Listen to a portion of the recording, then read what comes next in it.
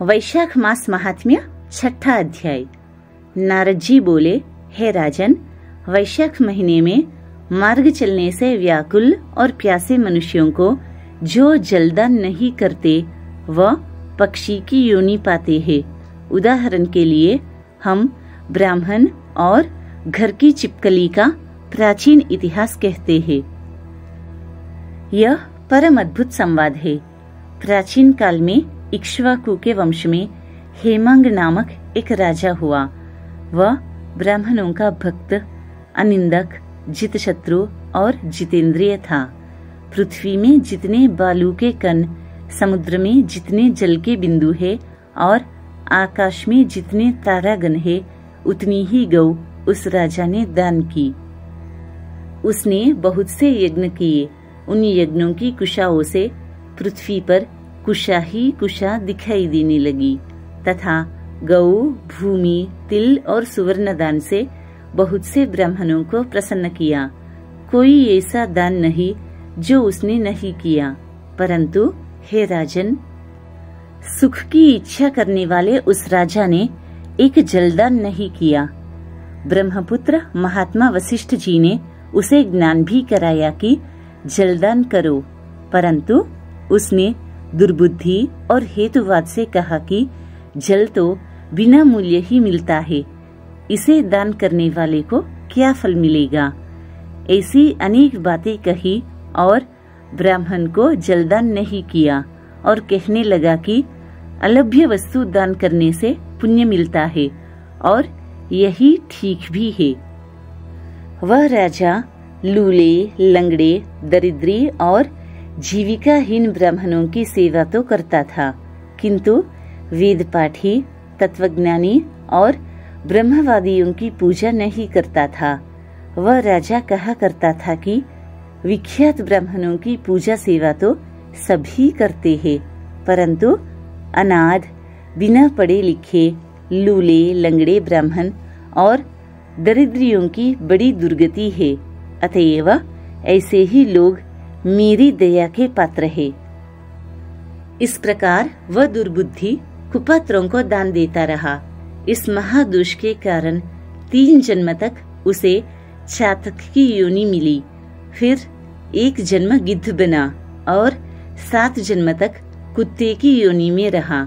फिर हे राजन, वह एक राजा के घर पर छिपकली की योनि में जाकर रहा। उसका नाम श्रुतकीर्ति था और वह मिथिलापुरी का राजा था।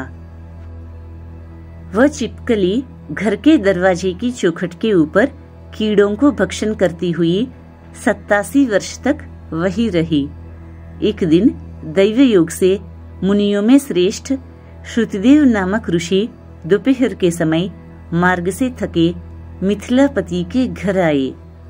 ऋषि को देखकर राजा अत्यंत प्रसन्न होकर सहसा उठकर बड़ी आदर सत्कार से मधुपर्कादि से पूजन कर चरण धोने लगा और चरणोदक को अपने मस्तक पर छिड़का। तब दैव योग से एक बूंद जल उस छिपकली पर गिर पड़ा। जल की बूंद पड़ते ही उसे ज्ञान हो गया और नाना योनियों में दुखों से दुखित हो ब्राह्मण देवता से हाय हाय कर वह कहने लगी कि हे ब्राह्मण, मेरी रक्षा करो। एक छिपकली का ऐसा शब्द सुनकर ब्राह्मण को बड़ा आश्चर्य हुआ और वह कहने लगा कि हे गोधा, तू कहाँ है? क्यों विलाप करता है? तेरी यह दशा कैसे हुई है? तू देवता है कि पुरुष है या कोई राजा है अथवा ब्राह्मण? हे महाभाग, तू कौन है? कह तो सही, मैं आज ही तेरा उद्धार करूंगा। ऋषि की ऐसी बात सुनकर वह राजा महामतिमान श्रुतिदेव जी से कहने लगा कि हे ब्राह्मण, मेरा जन्म इक्ष्वाकु कुल में हुआ था और मैं वेद शास्त्रों का पूर्ण ज्ञाता था। पृथ्वी में जितने रज के कण है, जितने जल के बिंदु है, जितने आकाश में तारागण है, उतनी ही गौ मैंने दान की।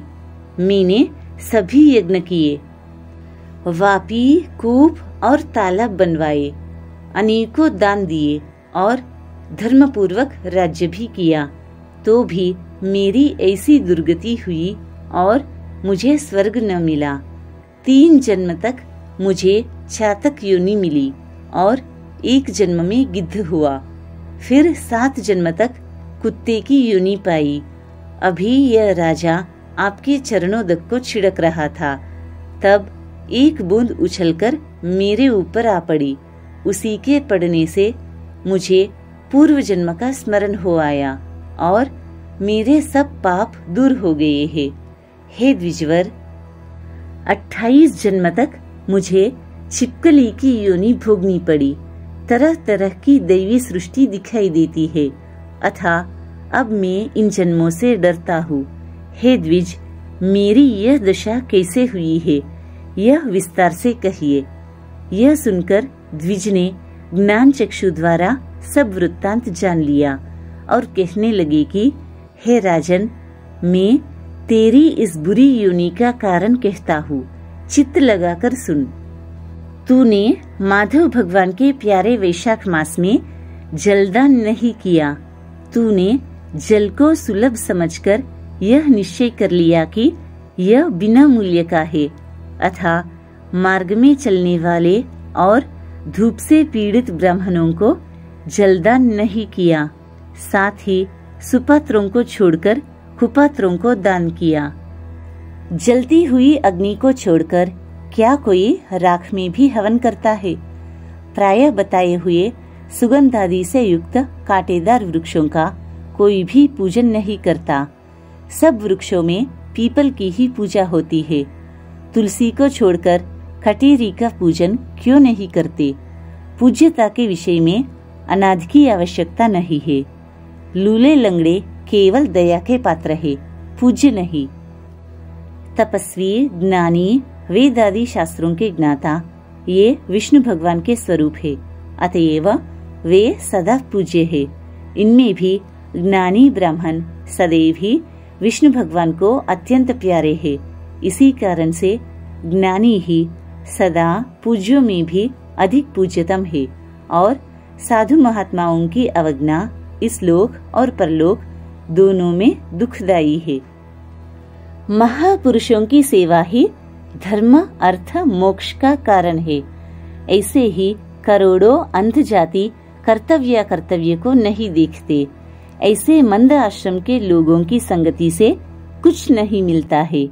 वैसे ही जलमय तीर्थ और मिट्टी अथवा पत्थर के बने देवताओं से भी तत्काल कुछ लाभ नहीं होता है। ये तो बहुत काल में पवित्र करते हैं, किंतु साधु महात्मा दर्शन से ही पवित्र कर देते हैं। साधु सेवा से कोई सुशिक्षित पुरुष दुखी नहीं होता। जैसे अमृतपान करने से जन्म, मरण, वृद्धावस्था आदि दुख नहीं देते। तूने जलदान नहीं किया, न साधुओं की सेवा ही की। हे इक्ष्वाकु नंदन, इसी से तेरी यह दुर्गति हुई है। वैशाख में जो मैंने पुण्य किया है वह तेरी शांति के लिए तुझे दूंगा। इसके प्रताप से भूत, भविष्य और वर्तमान कर्मों के संस्कार दूर हो जाएंगे। ऐसा कहकर जल स्पर्श कर सर्वोत्तम पुण्य का फल उसे दे दिया। इस तरह जब उस ब्राह्मण ने वैशाख में 1 दिन के स्नान का फल उसे दे दिया, तब उसके सब पाप दूर हो गए और छिपकली की योनि त्याग कर दिव्य विमान पर चढ़कर दिव्य माला, वस्त्र और आभूषण पहनकर मिथिलापुरी के महल में सब प्राणियों के देखते देखते हाथ जोड़कर परिक्रमा दे नमस्कार कर आज्ञा लेकर स्वर्ग को चला गया। देवता लोग उसकी स्तुति करने लगे। वहाँ 10,000 वर्ष तक अनेक भोगों को भोगकर वही राजा इक्ष्वाकु के वंश में महाप्रभावशाली काकुत्स नाम से पैदा हुआ और सप्तद्वीपवती पृथ्वी का पालन करता हुआ बड़ा ब्रह्मण्य, साधु सेवी, इंद्र का सखा और विष्णु का अंश हुआ। तब वशिष्ठ जी ने वैशाख मास में सब कर्तव्य धर्म सुनाए, जिनके करने से उसके सब दुख दूर हो गए और दिव्य ज्ञान को पाकर विष्णु की सायुज्य मुक्ति को प्राप्त हुआ। इसलिए यह वैशाख संपूर्ण शुभ फलों का दाता है। इसमें जो मनुष्य यथोक्त धर्म करता है उसकी आयु और यश बढ़ता है, पाप दूर हो जाते हैं, पुरुषार्थ चतुष्टय की प्राप्ति होती है और विष्णु भगवान प्रसन्न होते हैं। अतएव ब्राह्मण, क्षत्रिय, वैश्य, शूद्र ये चारों वर्ण, ब्रह्मचारी, गृहस्थ, वानप्रस्थ और संन्यास चारों आश्रम वाले मनुष्यों को वैशाख मास के कहे हुए कर्म करने चाहिए।